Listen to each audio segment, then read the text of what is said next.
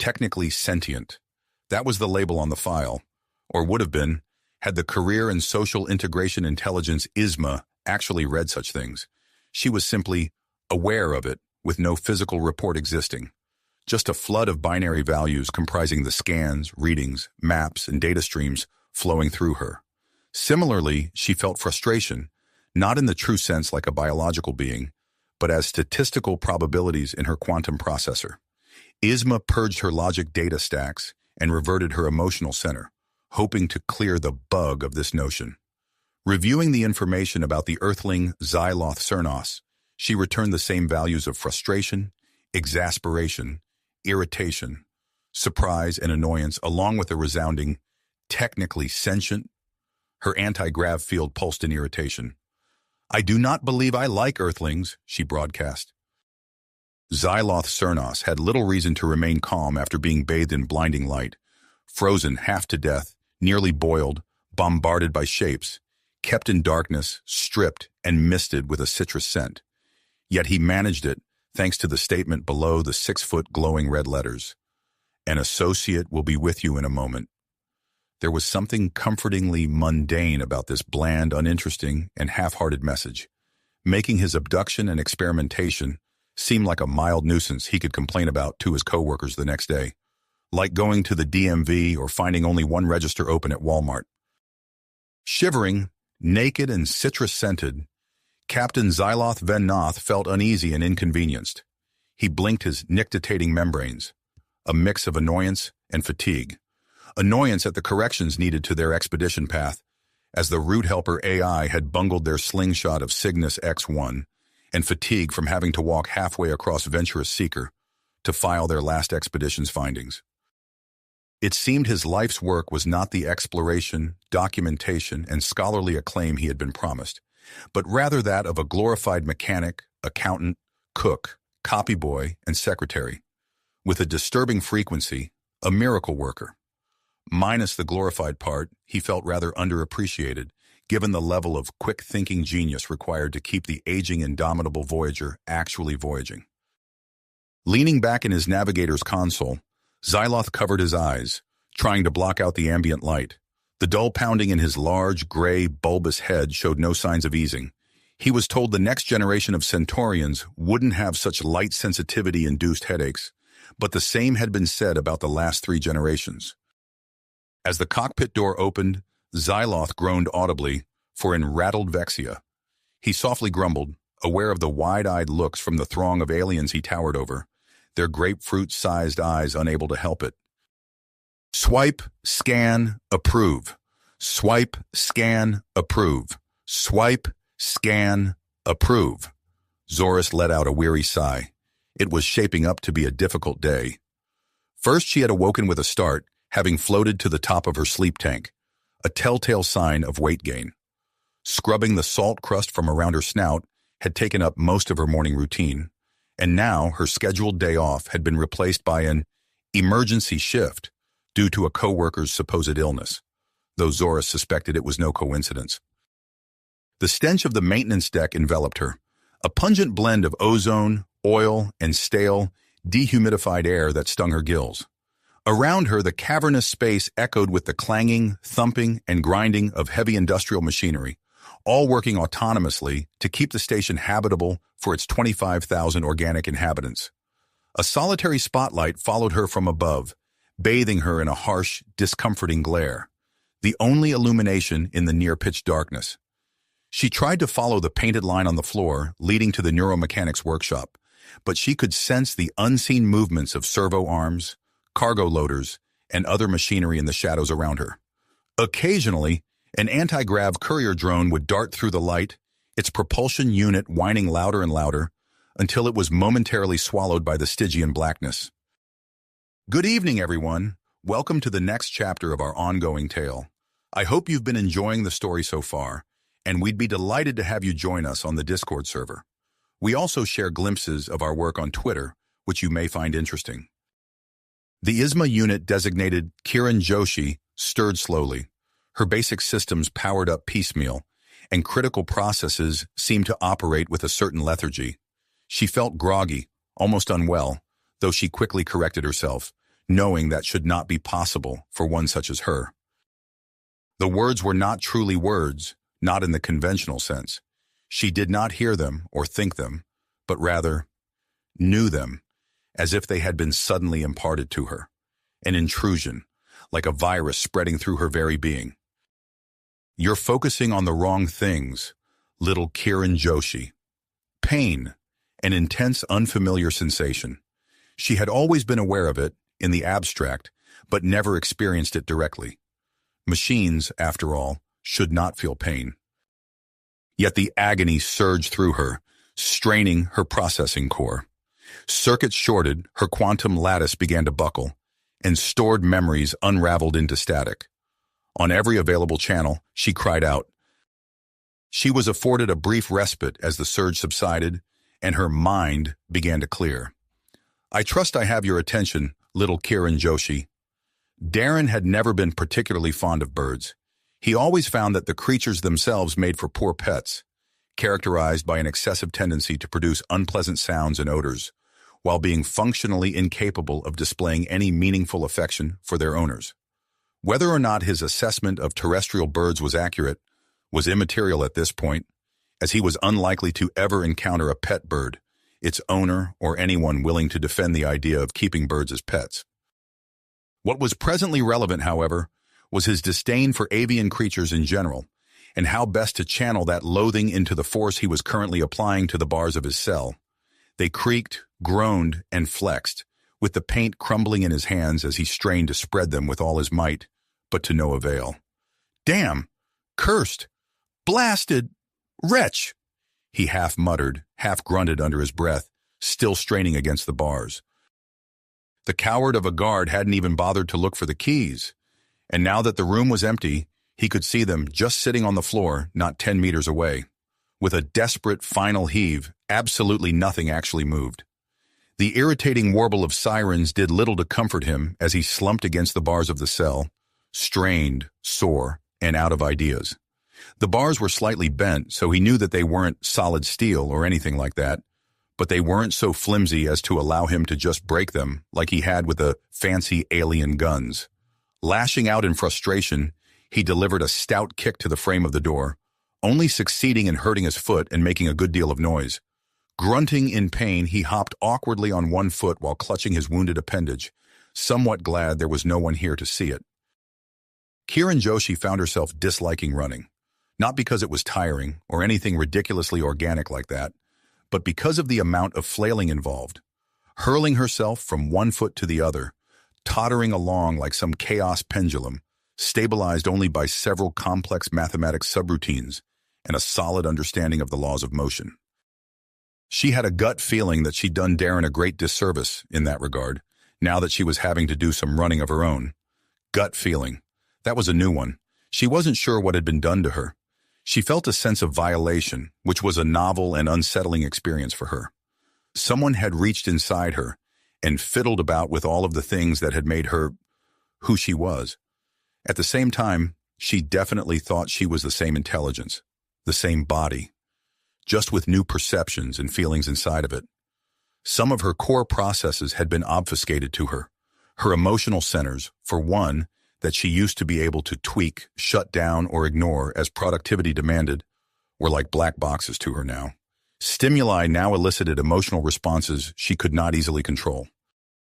Right now, she was feeling violated, scared, angry, guilty, and frankly frustrated by the fact she couldn't turn any of it off to focus on the problem in front of her. Namely, that they had about 4 minutes until the station either exploded or was rendered so inimical to any form of life that she was unsure if even she would survive. A quantum processor is a finicky thing on a subatomic level, and hurling gamma radiation through one very rarely improved their functioning. Kiran Joshi felt nothing, which was a surprise because she certainly thought she should be feeling something. Then came a sort of fuzzy feeling, followed by a sensation of itching in places she was fairly certain didn't exist. Her sensor feeds began trickling along again, slowly at first, slowly building up until her perception of the world was more or less accurate once more. Corridor? Check. Deck plates. Against her face. Cat?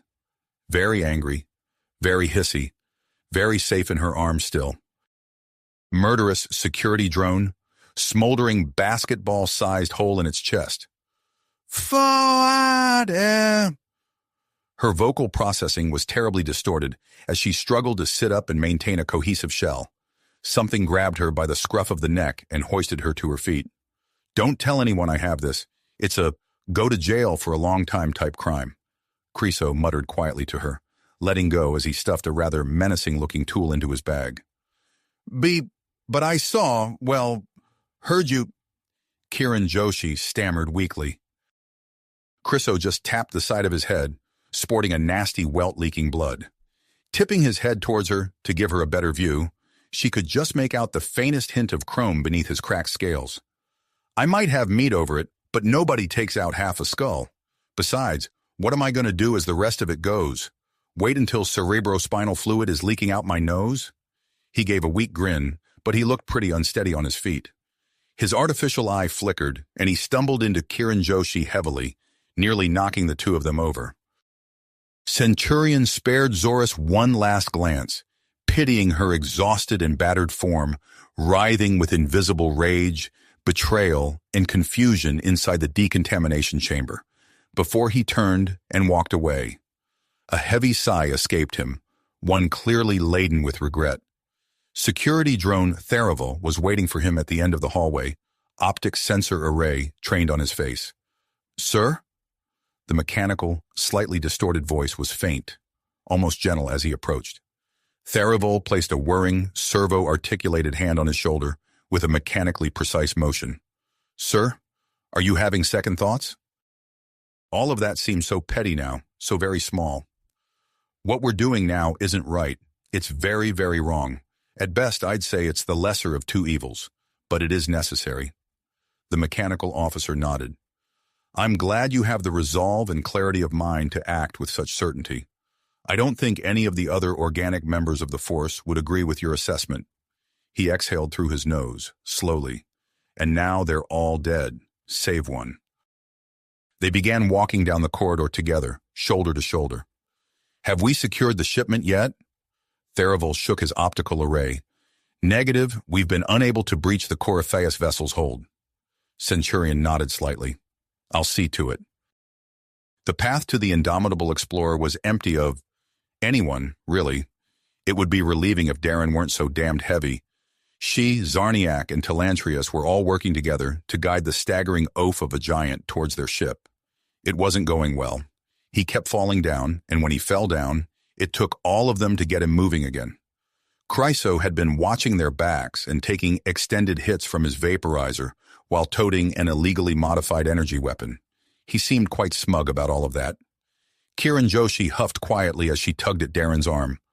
Darren, get up and walk, or we're leaving you on the exploding station. A long wailing, no, was his only response as he pushed himself to his feet, took off at a run, tripped over a loose fuel hose, slammed headlong into the side of the indomitable explorer. Zarniak winced, Tilly grimaced, and Kiran Joshi just sighed, while Chryso chuckled quietly. Don wanna asplode, came the muffled sound from the twisted heap of muscled limbs that was Darren. Do you think his teeth fell out again? Zarniak whispered quietly to her, looking slightly queasy. She just sighed. If they did, I'll glue them in this time. Just get the door open and plot us a course out of here. She gestured at the station as a whole. As if retorting to her remark of disdain, the entire structure trembled beneath their feet, and a quiet groan echoed through the superstructure. Sooner would be better than later, she added, a note of fear entering her voice. From the distance, she detected the dull thunk of a failing pressure bulkhead. Judging by the fearful expressions on Zarn, Chryso, and Tilly's faces, they had noticed it as well. With a renewed sense of purpose, they all set about their assigned tasks. Faster-than-light travel, the term commonly used for most forms of interplanetary travel, was somewhat of a misnomer.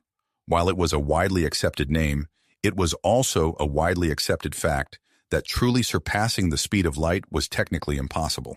Accelerating any appreciable mass to the speed of light required so much energy that, even if feasible, it would be economically unviable. The way warp prows were explained to school children was through the analogy of a blanket and a needle. The blanket represented space, and the needle the fixed distance a craft could travel in a given time. Spreading the blanket flat, the needle's distance would be insignificant, but bunching it up would drastically reduce the distance from corner to corner. A faster ship meant a longer needle, and a more powerful warp prow allowed the ship to better bunch up the space. Tharival watched in stunned silence as Centurion, his former commander, consumed a peculiar mixture from a pot the size of his head. The foul-smelling, gory blend of nutrient paste, emergency ration, blood transfusion, and vitamin supplement was disturbing enough on its own, but the intensity with which Centurion devoured it unsettled Tharival further. Over the past 24 hours, Centurion's behavior had grown increasingly concerning. From his persistent grinning to his voracious appetite that led to vomiting what appeared to be blood. Tharival's questions were met with curt responses, leaving him to wonder about Centurion's state of mind. As they neared the rendezvous point, Tharival's unease deepened. A medical scan revealed significant increases in Centurion's bone and muscle density, particularly in his jaw and neck. Tharival could only watch, like a statue in a grotesque feast hall, as Centurion alternated between gorging and sleeping, counting down the minutes until their arrival. Just 15 minutes before they were due to drop the warp prow, Centurion seemed to undergo a transformation, greeting the moment with a cheerful, "Good morning." I also wanted to give a shout-out to our new patrons. We just dropped that first free lewd last week, but they've joined just in time to see the new patron-only lewd being posted this weekend. This is why you should do the thing too. Well, the lewd and the other reasons.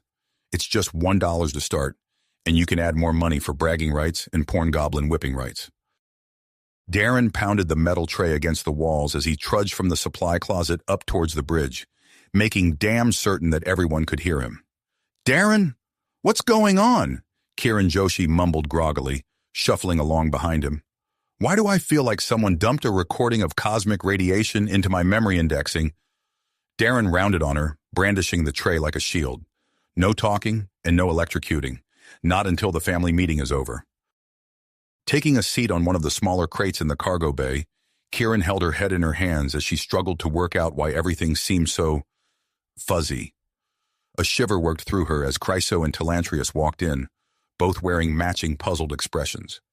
Talantrius waved to her as he found a small folding chair wedged between two crates, his brow furrowed in an expression of mixed frustration and confusion. What in the fundamental laws of physics is he blubbering about? She paused for a moment, sifting through the limited idiomatic vocabulary she had for the Earthling dialect Darren spoke. Family meeting. Her mind still felt foggy and slow. She recalled shutting down to reboot, and then nothing. A distinction had always been present in Tharival's mind. From the day he was first initialized and began his very first boot-up process, up to this very processor cycle. He had initially found the distinction between organic and synthetic intelligences a bit demeaning, but as he matured he came to see that while differences existed, both sources of higher thought had their own benefits and drawbacks. While synthetics like himself enjoyed mastery over emotion and incredible computational power, they lacked the capacity to be overwhelmed by emotion or experience the more nebulous concepts, such as hope. Organics, though bound to fragile bodies that decayed, could be captivated by art, have their breath stolen by beauty, and experience the illogical state of love that defied reason.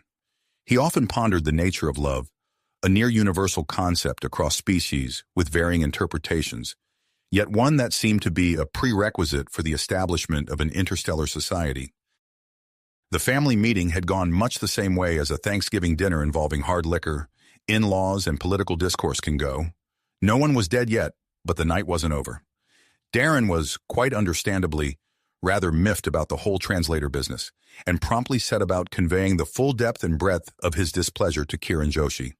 This, to the surprise of everyone in the room, reduced Kiran Joshi to tears.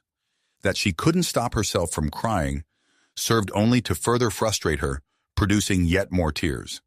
Talantrius, in a profound display of indiscretion, chose this moment to inform the remainder of the crew that the black hole they were supposed to slingshot around seemed to have somehow evaporated, and that they were all going to die slow, cold deaths in the infinite void unless they came up with a genius way to stretch their limited fuel an extra 80 light years. This news was suitably upsetting and terrifying to everyone on the ship, excepting the cat. Darren, in a moment of poorly timed black humor, took it upon himself to mention that if the uncaring vacuum of space didn't kill them, whatever malevolent force controlling Kiran Joshi would happily pick up the slack in that department. This escalated the mood from heated, tense, but manageable to explosive, antagonistic, and out of control. Darren was accused of being a backward, technophobic barbarian. Tilantrius was accused of being an incompetent navigator. Kiran Joshi was accused of being just such a bitch, and Chryso was accused of being a drug addict, just for good measure. Chryso had barricaded himself in the engine bay. Zarniak and Tilantrius were taking turns scowling at the navigational charts that were no longer accurate while cursing their alien passengers. The cat was back in a vent, Darren was brandishing a survey probe like a spear, and Kiran Joshi was still sobbing in the fetal position in the corner. "Well, why do you hate me so much?" Kiran Joshi sniffled weakly. Darren was hunkered behind a crate, muttering under his breath in frustration at the others for not taking the threat seriously. "Because you treat me like trash and are probably evil. Not complicated, Kiran Joshi." Horizon Station. Centurion gazed at the slowly spinning holographic representation of the core world. His nictitating membranes blinked over his eyes, and he felt a faint sense of amusement. He was fairly certain he didn't need them, but it was almost enjoyable, in a way, to stare at something and be able to blink. It wasn't a particularly clever thought, he knew. His mind felt enveloped in a comfortable weight, like the fatigue of a double shift that quieted his constant inner monologue. Normally, the idea that he might be losing his higher cognitive abilities would terrify him, but it was more complex than that. True, while his abstract thinking was somewhat muddled, he felt far less fear, far less uncertainty. A situation would arise, and it seemed all he had to do was follow through with what came naturally. Fighting the commando team for the ship had felt like swallowing. He simply started the motions, and the rest fell into place. Instinct. That was the word he was searching for. He was acting on instinct now. It was better that way, he concluded. The holographic display flickered, and his thoughts returned to the present and the pressing matter at hand. He wouldn't be able to rely solely on instinct here, it seemed. Horizon Station. The basketball-sized, perfect color rendition of an entire planet hovered slightly above the large and dizzyingly complex briefing table. Normally, the room would be filled with as many as 36 observers, all paying dutiful attention to their commander. Now there was only him, and he was only briefing himself. He shifted in his seat, no longer content to recline comfortably and listen to the subtle murmur of FTL travel. It looked like a jewel of spun glass, and he found his eyes quickly glazing over as the sparkling surface of the world transfixed him. With a quick shake of his head, he freed himself from the spell and focused his mind on the matter that had brought him to this briefing room. He intended to shatter that jewel. Zoris remained alone, standing in the cavernous VR chamber. She scanned the walls, examining each of the hundreds, perhaps thousands of tiny hard-light emitters. It was certainly more complex than anything she had seen on the way station. As fascinating as it was, she only had a few minutes to reach the bridge, so she could ill afford to spend her time contemplating the finer details of hard light. As she moved to exit the VR chamber, the general held her attention. Jerus was puzzling, and his questions even more so. She shook her head, as if attempting to clear her mind of existential concerns. She had no use for such things. Not now. Self-doubt was a luxury she could ill afford. Her thoughts were interrupted by the steady rhythm of heavy boots, and as she sealed the door to the VR chamber behind her, the march came to an abrupt halt. A barking order rang out, but her translator did not recognize it, something that should have been impossible. Archjudge Tav, Corypheus Honor Guard, reporting as ordered. There was the unmistakable crispness of military discipline, like every interaction she had aboard the vessel. But there was a raw edge to his voice. Her interactions with the Admiral and Jerus had all carried a calculating, measured tone, but this was a different kind of discipline. This was fervent. This was zealous. As she turned to face whomever had come to confront her, she was met with a solid dozen figures, arrayed in two neat columns, facing her, at sharp attention. Her eyes narrowed, and she took a moment to truly observe them. They were almost motionless, as still as living bodies could be. They were carbon copies of one another, figures clad in glossy black ceramic armor from head to toe. Dozens of elegant silver buckles and latches covered in fine scrollwork, clashed sharply with the utilitarian sheen of armored plates. Archaic-looking knee-high marching boots with all-terrain soles added to the strange clash of style and pragmatism. While each of them were carrying a three-barreled rifle of some kind, the strange mixture of sleek, black, and gilded components made it appear as more of a work of art than a lethal weapon. Zoris had been struck by the sheer size of Venturous Seeker upon her arrival. With a nearly 60-meter-high ceiling, the bulk transport she had come in almost seemed small in the cavernous space. As she looked out over Auxiliary Hangar 2, that sense of starry-eyed wonder she had felt as a younger, more naive girl returned. The indomitable explorer appeared almost like a forgotten toy left on the floor, rather than a warship retrofitted for survey work. The security team that had set up a cordon around it resembled insects, not heavily armed and armored soldiers. Zoris took a deep breath, trying to ignore the stabbing pain in her neck as she closed her eyes. From this elevated, distant, and secure observation deck, it was easy to view them all as mere toys, but this was far from a game. 3 teams stacked up on the craft, 2 at the cargo door, and 1 under the wing of the vessel. She couldn't make it out precisely, but she knew they were planting breaching explosives. They'd been attempting to cut their way in with plasma torches for several minutes, but the meta-alloy the craft was made of seemed extremely resistant to heat. Drastic measures were needed, so a mixture of cryo-treatment and breaching explosives were being used. The security chief had claimed to have attempted a diplomatic resolution, but Zoris wasn't entirely convinced. In the end, though, it was a matter of picking her battles. She'd been very clear that she needed them for interrogation, and a healthy show of force might not be the worst way to start that process after all. She would tolerate the over-exuberance of her subordinates for now, if only because they weren't disruptive enough to warrant censure. Zoris saw the flash, heard the muffled crack of high explosives, and watched 12 troopers pour into the little puffs of smoke made by their dynamic entry. A trio of them bounced back out, as if they'd run headlong into a brick wall, and suddenly the fight was on. Too far away to catch the specifics, she watched as 5 little black motes struggled against one particularly large specimen. Zoris leaned forward, gripping the observation deck's handrail with white-knuckled intensity. "It can't be you, can it?" You have reached the end of the story. If you enjoyed this story and want to support us, please leave a like and subscribe to our channel, and for every comment that says 88, I will heart every single one of them. Thank you for your time.